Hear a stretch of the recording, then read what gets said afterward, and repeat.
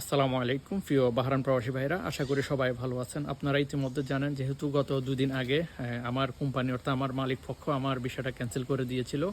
যেদিন আমার টিকিট ছিল আমি বাহরাইনে যাওয়ার, তার আগের দিন রাত 12টা 1 মিনিটে আমার বিষয়টা ক্যান্সেল করে দিয়েছে। এটার মতো নিকৃষ্ট কাজ আমার মতে আর কোনো কিছু হয় না। যাই হোক, এই বিষয়ে আমার শুভাকাঙ্ক্ষী যাদের সাথে আমি কখনো দেখা হয় না, আমার কথা হয় নাই, এরকম অনেক শুভাকাঙ্ক্ষী প্রবাসী ভাই অর্থাৎ বিশেষ করে বাহরাইন প্রবাসী ভাইরা এটা নিয়ে অনেক প্রতিবাদ করেছে। আসলে এটা নিয়ে প্রতিবাদ করা এখন তো আমাদের প্রয়োজন, এখনই প্রয়োজন। কারণ আমার মতে এরকম অনেক, যেমন আমাদের সালাউদ্দিন লাবলু ভাইয়ের ছোটো ভাইয়ের বিষয়টাও ক্যান্সেল হয়ে গেছে, এরকম আরও অনেক বাহরাইন প্রবাসী ভাইদের বিষয়গুলো ক্যান্সেল করে দিয়েছে কোম্পানি।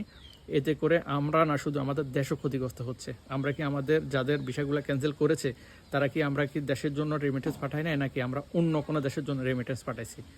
অবশ্যই এখন এই বিষয়ে আমাদের বাহরাইন বাংলাদেশ এমবাসি কি পদক্ষেপ নিচ্ছে বা নেবে আমরা আসলে বলতে পারি না, কিন্তু আমাদের একটাই দাবি, যেহেতু এগুলার একটা আপনারা পদক্ষেপ নেন। আবার আমরা যারা ভিসা ক্যান্সেল হয়ে দেশে আসি, আমাদেরকে আবার পুনরায় কীভাবে নেওয়া যায় বা আমরা যেতে পারি, সেই বিষয়ে আপনারা অবশ্যই একটা পদক্ষেপ নেবেন, এটাই আমরা চাই। আর বিশেষ করে আপনারা যারা ভিডিওটা দেখছেন, একটা শেয়ার করে সবার মাঝে পৌঁছে দিবেন, ভিডিওটা যেন সর্বস্তরের মানুষের কাছে যায়, এবং কি যেটা প্রবাসী কল্যাণ মন্ত্রী নুরুল হক নুরের চোখে যেন যায়, আমাদের প্রধানমন্ত্রীর চোখে, এবং কি আমাদের বাংলাদেশ এমবাসির চোখে যেন যায়, ওনারা যেন ভালো একটা পদক্ষেপ নেয়, এটাই আমরা আশা রাখি। সবাই ভালো থাকবেন, সুস্থ থাকবেন। আসসালামু আলাইকুম।